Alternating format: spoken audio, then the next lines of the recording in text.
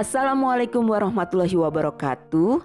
Halo anak-anak, apa kabar? Semoga kita selalu sehat dan tetap semangat dalam belajar.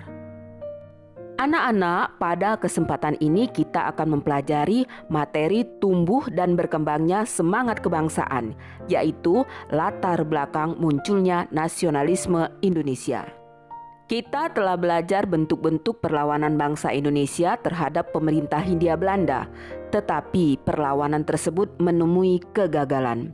Salah satu penyebab kegagalan adalah perlawanan itu masih bersifat kedaerahan.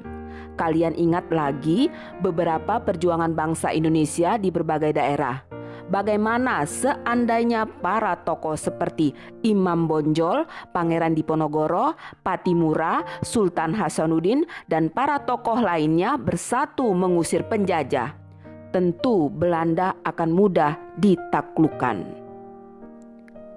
Pada awal abad 20, corak perjuangan bangsa Indonesia berubah dari yang bersifat kedaerahan menuju perjuangan yang bersifat nasional. Bangsa Indonesia telah menemukan identitas kebangsaan sebagai pengikat perjuangan bersama.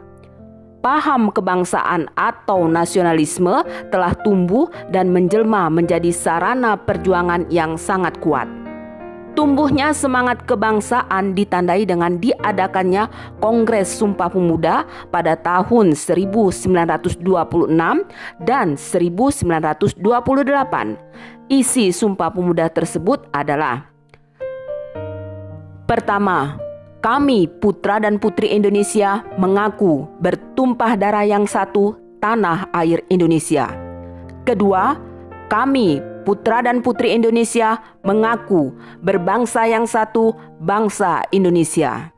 Ketiga, kami putra dan putri Indonesia menjunjung bahasa persatuan, bahasa Indonesia. Teks tersebut diikrarkan para pemuda dari berbagai daerah pada tanggal 28 Oktober 1928. Ikrar tersebut merupakan tekad untuk memulai jalan baru mengusir penjajah melalui perjuangan pergerakan nasional. Lalu, faktor apa saja yang melatar belakangi terjadinya pergerakan nasional di Indonesia? Faktor-faktor yang melatar belakangi terjadinya pergerakan nasional di Indonesia terdiri dari faktor dari dalam negeri atau faktor internal seperti perluasan pendidikan, kegagalan perjuangan di berbagai daerah, rasa senasib sepenanggungan, perkembangan berbagai organisasi etnik kedaerahan. Sedangkan faktor dari luar Indonesia atau faktor eksternal seperti berkembangnya berbagai paham baru, berbagai peristiwa dan pengaruh dari luar negeri. Baiklah anak-anak, kita bahas satu persatu faktor-faktor tersebut. Perluasan pendidikan. Kerasnya sistem tanam paksa akhirnya memunculkan politik etis atau politik balas budi.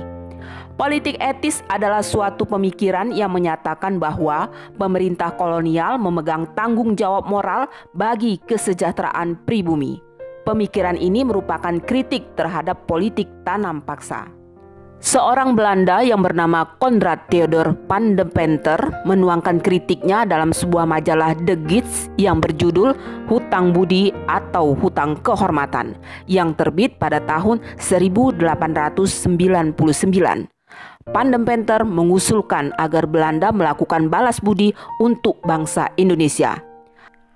Akibatnya pada tahun 1901 pemerintah Hindia Belanda yaitu Ratu Wilhelmina mengeluarkan kebijakan politik etis yang terangkum dalam program Trias Politica.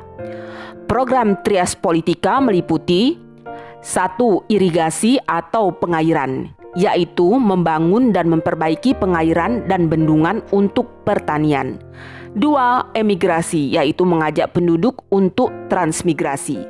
Dan 3. Edukasi, yaitu memperluas bidang pengajaran dan pendidikan. Dari ketiga program tersebut, hanya edukasi yang berarti bagi Indonesia. Dunia pendidikan dan pengajaran menjadi berkembang dengan berdirinya sekolah-sekolah baik untuk kaum priai maupun rakyat biasa.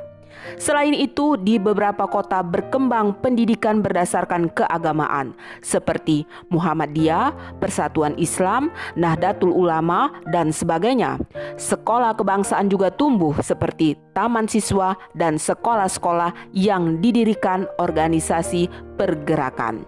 Semakin banyak orang Indonesia berpendidikan modern, kemudian mereka menjadi pelopor gerakan pendidikan sosial dan politik. Pengaruh pendidikan inilah yang melahirkan para tokoh pemimpin pergerakan nasional Indonesia. Faktor kedua yaitu kegagalan perjuangan di berbagai daerah. Bangsa Indonesia menyadari kegagalan perjuangan kemerdekaan pada masa lalu karena perlawanan yang bersifat kedaerahan. Oleh sebab itu, memasuki abad 20, corak perjuangan bangsa Indonesia berubah dari yang bersifat kedaerahan menuju perjuangan yang bersifat nasional. Corak perjuangan nasional bangsa Indonesia ditandai dengan momentum penting, yaitu diikrarkannya Sumpah Pemuda. Faktor ketiga, rasa senasib sepenanggungan. Perluasan kekuasaan Barat di Indonesia telah mempengaruhi perubahan politik, ekonomi, dan sosial bangsa Indonesia. Tekanan pemerintah Hindia Belanda pada bangsa Indonesia telah memunculkan perasaan kebersamaan rakyat Indonesia sebagai bangsa terjajah. Hal inilah yang mendorong tekad bersama untuk menghimpun kebersamaan dalam pergerakan kebangsaan Indonesia. Berikutnya, perkembangan organisasi etnis, kedaerahan, dan keagamaan. Munculnya organisasi-organisasi yang bersifat kedaerahan dan keagamaan menjadi perintis munculnya organisasi pergerakan nasional. Sebelum adanya Kongres Pemuda, banyak masyarakat yang memiliki latar belakang yang sama membentuk perkumpulan berdasarkan latar belakang etnis. Contohnya, Serikat Pasundan yang berisi orang Sunda, serta perkumpulan kaum Betawi yang dipelopori oleh M. Husni Tamrin. Selain organisasi etnis, muncul juga beberapa organisasi kedaerahan seperti Trikoro Darmo, Jong Java, dan Jong Sumatera Bon. Kemudian beberapa organisasi bernapas keagamaan muncul juga, antara lain Jong Islameten Bon, Muda Kristen Jawi, Muhammadiyah, Nahdlatul Ulama, Persis, dan Al-Jaminatul Wasiyah. Kaum wanita juga aktif berperan dalam berbagai organisasi, baik organisasi sosial maupun politik. Beberapa tokoh pejuang wanita zaman dulu seperti R.A. Kartini, Dewi Sartika, dan Maria Walanda Maramis. Faktor berikutnya, berkembangnya berbagai paham baru. Paham-paham baru seperti pan-islamisme, nasionalisme, liberalisme, sosialisme, dan demokrasi menjadi salah satu pendorong pergerakan nasional Indonesia. Paham-paham tersebut mengajarkan bagaimana langkah-langkah memperbaiki kondisi kehidupan bangsa Indonesia. Berbagai paham tersebut mempengaruhi berbagai organisasi pergerakan nasional Indonesia. Selanjutnya, faktor berbagai peristiwa dan pengaruh dari luar negeri.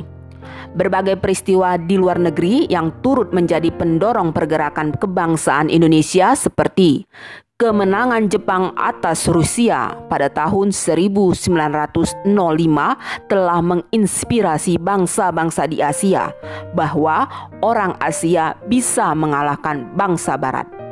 Dan berkembangnya nasionalisme di berbagai negara.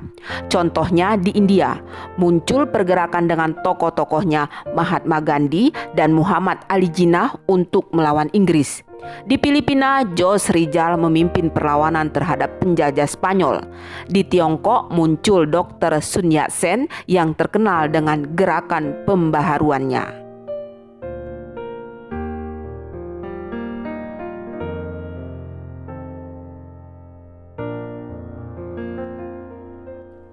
Demikian anak-anak pelajaran kita kali ini. Pada kesempatan berikutnya kita akan membahas organisasi pergerakan nasional Indonesia. Semoga bermanfaat. Terima kasih. Salam sehat. Sampai jumpa dan wassalam.